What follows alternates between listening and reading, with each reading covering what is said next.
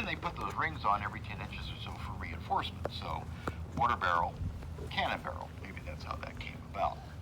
Now, I think the most interesting thing about the cannon is the fact that the combustion chamber, where you have the powder and the wadding, is separate from the cannon barrel itself. If you look to the left of the trail or the end of the cannon, you'll see a cylinder that's standing straight up and down with two round handles.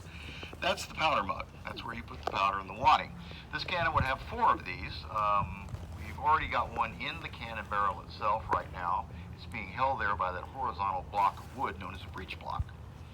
Now, with a good crew of 5 men, this cannon could be, these servitors could be switched out about every 30 seconds. That's a pretty good rate of fire. Now, the cannonball itself did not fit into the rear. This is not a breech-loading cannon. This is what we call a breech-charged cannon. The balls had to be rolled down the front because of the constriction in the barrel. Now, the formula of the time was about a third of the weight of the ball in powder, so maybe about a pound, pound and a half of powder. With that much behind it, it could hurl that cannonball almost to the Bridge of Lions, a little over a mile away. However, that's the Hail Mary pass. You're not going to hit anything you're aiming at that far away. Where the boats are floating over here in the creek, to your right, a quarter to a half a mile is the effective range of this cannon. Now, these guys would practice about once a week. That was the king's orders. And they could usually get within 4 feet of where they were aiming, which is pretty good for a smoothbore cannon. The cannonball itself, well, first of all, you'll notice that it's small. Also, it doesn't blow up. This is not a shell. It's doesn't have an explosive charge inside of it. It's simply an impact weapon. Well, you might look at this, and I know that there are a lot of paintings and pictures and books that show a big 3-masted galleon in the middle of St. Augustine's Harbor. Well, that's not right. No boat like that, big boat like that, could get in here. In 1565, the entrance to the harbor was guarded by a sandbar, and the passageway through it was too narrow and too shallow for a large ship to get through.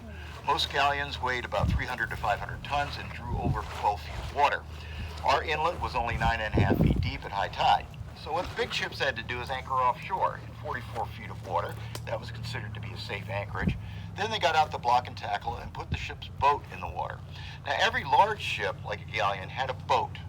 The reason being was there were very few places in the whole world where you could tie a big boat up to a dock. Mostly the docks were in shallower water around the edges of the harbor. The big boats had to anchor wherever it was deepest, usually in the middle, and then send a boat ashore to get whatever they needed. Now, we've got an example of one over here in our boathouse. That's an exact copy of a 16th century Spanish chalupa or workboat. Most of the time it was rowed by 10 men, 5 on each side, with a tillerman to steer it. It could carry 3 tons worth of stuff and not draw more than 5 feet of water. And that's kind of the operative depth. You could get a boat in here as long as it's thin enough to fit through the passageway and also it doesn't draw more than 5 feet of water. If it does, probably you're going to get stuck in the sand. So, now what I want you to know about that boat in relation to this cannonball is it's only 1 board thick. This cannonball traveling at 400 miles an hour, hitting the side of a wooden boat like that, is going to do a number of things. It's going to take out everything in front of it, of course, but when it hits that board on the outside, it's going to shatter it, and it's going to send a spray of jagged wooden splinters flying everywhere at very high velocity. That's going to be enough to seriously wound, even kill a lot of the men on that boat. So believe you me, this is a good enough cannonball for what it had to do to protect St. Augustine. Now, the interesting thing, too, is if you hit below the waterline, well, guess what nobody on that boat knows how to do? Swim, correct. As a general rule, Europeans did not learn how to swim in the 16th century. Also, remember, this is the last of the age of armor. A lot of these guys have gone on chainmail, breast and back plates, arm armor, helmets. I think you get the idea. When the boat goes down, they're going down with it. The end. Now, one other thing I want to mention before we fire the cannon is that you can't see anything, and you're right, you can't. However, this marsh was not here in 1565.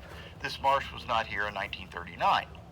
In 1939, the Coast Guard approached St. Augustine and said, we want to put a base here, but we do not want to go around the island and out about 3 miles down the coast where the lighthouse is. That's where the original inlet was. We want to go straight out to sea. So the town obliged. They plugged up the old inlet, and they dug a new one straight out this way, opened on July 4th, 1940. all the currents changed. This became a backwater, and the marsh grew up since then. At one time, if you kind of imagine this would have been a sand beach. You would have seen a number of the native people's dugout canoes drawn up on it, also a few of the Spanish workboats, of course. And it had been clear water all the way over to the edge of Anastasia Island. You could see that very clearly. Most of these cannons along this shoreline would have been aimed at that spot because that's where the boats would come in and have to turn to come into the harbor. And they're in that spot longer than any place else, so they make a much more stable target. You would have had a heck of a time getting into St. Augustine's Harbor in the daylight back then. Okay, that's enough history. Let's make some noise. Now, folks, if you have pets or very small children, please make sure that their ears are covered. Now, this is not going to be loud enough to hurt your hearing. We're not firing 1.5 pounds of powder. What we're firing are 2 ounces. Doesn't look like a whole lot, you know, but it's going to make a boom, a good one too. And you're going to be able to feel it. Now, those of you who would like to get a picture of this cannon being fired, there's a little trick I want to teach you. What you do is you get your picture ready to be taken and hover your finger right above the button. When the cannon goes off, you're going to flinch involuntarily, like this, and you'll get the picture exactly at the right time. Okay? Oh my God. All right, so if you do not like loud noises, please cover your ears. Here we go. I'm very excited. Yeah, me too. I've been filming for 7 Everybody's ready? minutes. Here we go. I've been filming. España! Fuego! That was cool. Woo! You see the ball go out? Yes, I did. And there we go. Folks, that's the end of our demonstration here. Hope If you you liked the haven't video. seen the old matchlock gun go off, we've got that over